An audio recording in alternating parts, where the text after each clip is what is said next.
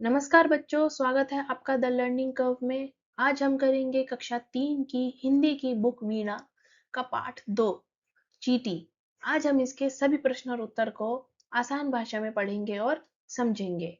तो चलिए शुरू करते हैं। पहला सेक्शन देखते हैं, बातचीत के लिए। आपने अपने आसपास घर और विद्यालय में कौन कौन से जीव जंतु देखे हैं? तो आपको बताना है अपने आसपास आपने कौन कौन से जीव जंतु देखे हैं। मैंने अपने घर और विद्यालय में चींटी, तितली, गिलहरी, गौरैया, कबूतर और मधुमक्खी जैसे जीव जंतु देखे हैं। आपने इनके अलावा कोई और जीव जंतु देखे हैं तो आप वो भी बता सकते हैं। अगला प्रश्न है, आपने अपने आपने सबसे छोटा कौन सा कीट देखा और कहाँ देखा? तो आपने सबसे छोटा कीट या कीड़ा कौन सा देखा है और कहाँ पे देखा है? मैंने सबसे छोटा कीट चींटी देखा है। मैंने उसे अपने घर और रसोई में देखा है। आपने चींटी के अतिरिक्त और कौन-कौन से श्रम करने वाले जीव देखे हैं? आपने मतलब चींटी के अलावा कौन से ऐसे जीव देखे हैं जो बहुत मेहनत करते हैं?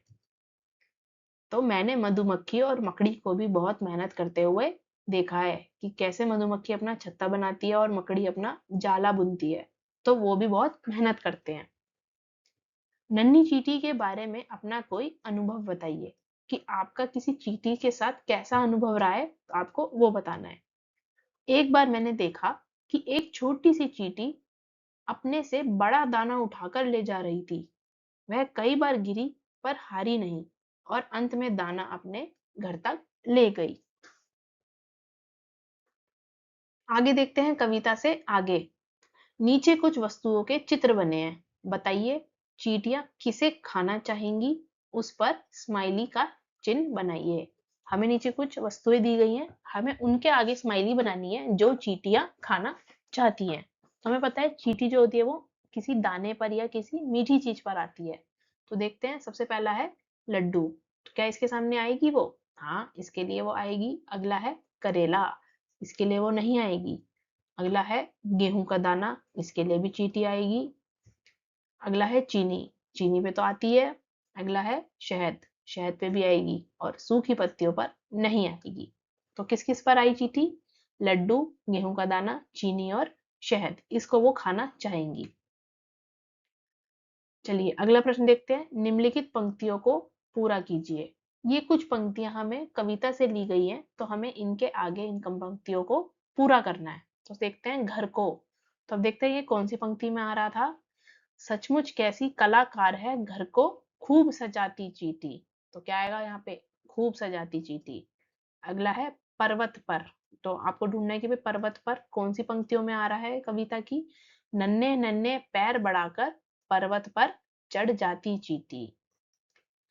अगला है दाना चुनकर। कड़ी धूप हो या हो वर्षा, दाना चुनकर लाती चींटी। नेक्स्ट है श्रम का राग। हर पल चलती जाती चींटी, श्रम का राग सुनाती चींटी। तो इस तरीके से हमने इन पंक्तियों को पूरा कर लिया। नेक्स्ट है कविता के अनुसार चींटी हमको क्या क्या करना सिखाती है, लिखकर बताइए। तो आपने कविता पढ़ी होगी तो आपको बताना है कि भाई चींटी क्या क्या करना सिखाती है। क्या क्या सिखाती है? हमेशा मेहनत करना, खूब काम करना, कभी ना घबराना और हार ना मानना। तो ये सब हमें चींटी सिखाती है। अगला है भाषा की बात। कविता में चींटी को क्या क्या कहा गया है?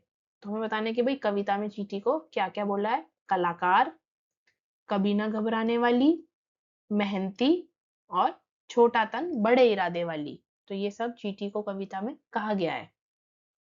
अगला प्रश्न है, कितनी बार आई चींटी?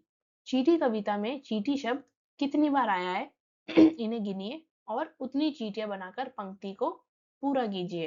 अब आपको कविता में गिनना है कि चींटी शब्द कितनी बार आया है, वो गिनोगे और उसके बाद आपको इसमें उतनी ही चींटियां इस पंक्ति में पूरी करनी है। तो चलिए एक बार कविता में देख लेते हैं कि चींटी कितनी बार आया है। तो सबसे पहले हर पल चलती जाती चींटी, यहाँ पर आ गया एक बारी। श्रम का राग सुनाती चींटी, दो बार। कड़ी धूप हो या हो वर्षा, दाना चुनकर लाती चींटी, एक और बार। सचमुच कैसी कलाकार है घर को खूब सजाती चींटी, छोटा तन पर बड़े इरादे, नहीं कभी घबराती चींटी, नन्हे नन्हे पैर बढ़ाकर पर्वत पर चढ़ जाती चींटी, काम बड़े करके दिखलाती, जहां कहीं अड़ जाती चींटी, मेहनत ही पूजा है प्रभु की, हमको यही सिखाती चींटी। तो हमने इस पे सर्कल कर दिया भाई, जहां जहां पे चींटी शब्द आया है। अब हम इनको गिन लेंगे कि कितनी बार आया है। 1 बार, 2 बार, 3 बार, 4, 5, 6, 7 और 8, यानी कि 8 बार ये चींटी शब्द इस कविता में आया है। तो हमें 8 चींटियां बनानी है। तो एक चींटी तो हमें ऊपर की पंक्ति और एक चींटी नीचे की पंक्ति में तो दी गई है, यानी कि 2 चींटियां दी गई हैं। तो हमें कितनी बनानी है अब? 6 और बनानी है। तो इस पंक्ति में हम एक एक करके बनाएंगे, 3, 4, 5 और 6। तो हमने इन दोनों पंक्तियों को पूरा करके इसमें 8 चींटियां बना दी, क्योंकि चींटी शब्द जो है वो कविता में 8 बार आया है। अगला प्रश्न देखते हैं। आइए चींटी कविता को आगे बढ़ाते हैं। चीनी का दाना दिख जाए, उसको लेने जाती चींटी। अब आपको इसको अपने आप से इस कविता को बनाना है और इसको आगे बढ़ाना है। तो आगे क्या हो सकता है? घर में जाकर सबको बुलाए, मिलजुल कर खाना खाती चींटी, साथ मिलकर काम कराए, सबको यही सिखाती चींटी। आप इनके अलावा किन्हीं और पंक्तियों से इस कविता को पूरा करना चाहते हैं तो आप वो भी लिख सकते हैं। चलिए अगला प्रश्न देखते हैं। शब्दों की तुकबंदी, यानी कि तुकबंदी यानी मिलते जुलते वाले शब्दों को हमको इसमें लिखना है। जैसे कि एक दिया हुआ है दाना, गाना। तो अगला है हमारा धूप, रूप, कड़ी, घड़ी, राग, बाग। और भी शब्द इनसे मिलते जुलते होते हैं, आप वो भी लिख सकते हैं। अगला प्रश्न देखते हैं। आपके घर के कई कोनों में चींटी आती जाती है, एक दिन वह आपको रोककर आपसे कुछ कहती है, आपके और उसके बीच क्या क्या बातें हुई होंगी लिखिए। तो आप और आपके चींटी के बीच क्या बातें हुई होंगी आपको वो लिखनी है। आप क्या कहते हो सबसे पहले? नमस्ते चींटी, आज आप अकेली आई हैं? तो चींटी क्या बोलेगी? नमस्ते, हाँ मैं दाना ढूंढने निकली हूँ, मेरे साथी पीछे आ रहे हैं। तो आपने क्या बोला? आप इतनी छोटी होकर भी इतना भारी दाना कैसे उठा लेती हैं? तो चींटी कहेगी, मैं कभी हार नहीं मानती और मिलजुल कर काम करती हूँ, इसलिए भारी काम भी आसान लगता है। चलिए आगे देखते हैं। चींटी और हाथी की छुपन छुपाई। चींटी और हाथी छुपन छुपाई खेल रहे हैं। चींटी को एकदम पता चल जाता है कि हाथी कहाँ छुपा है। हाथी का शरीर बड़ा है ना। जब चींटी एक मंदिर के भीतर छिपती है तो हाथी भी उसे एकदम ढूंढ लेता है। बताइए हाथी को कैसे पता चला कि चींटी मंदिर में छिपी है? तो क्या होता है इसमें कि एक चींटी होती है और एक हाथी होता है। तो वो छुपन छुपाई खेल रहे होते हैं। तो चींटी को तो एकदम पता चल जाता है कि हाथी कहाँ छुपा है। कैसे पता चल जाता है? क्योंकि जो हाथी का शरीर होता है वो बहुत बड़ा होता है। तो आप देख सकते हो कि जो हाथी है वो पेड़ के पीछे छुपा है, लेकिन फिर भी हाथी दिख पा रहा है चींटी को, क्योंकि हाथी का शरीर बहुत बड़ा है। लेकिन जब चींटी मंदिर में छिप जाती है तब भी हाथी भी उसको ढूंढ लेता है, जबकि चींटी तो इतनी छोटी सी होती है। तो आपको बताना है कि भाई हाथी ने चींटी को कैसे ढूंढ लिया। तो काफी सारे बच्चों को ये आंसर पहले से पता होगा। क्यों? क्योंकि यहाँ पे देखो आप, चींटी की छोटी छोटी सी चपलियां मंदिर के बाहर उतरी हुई हैं।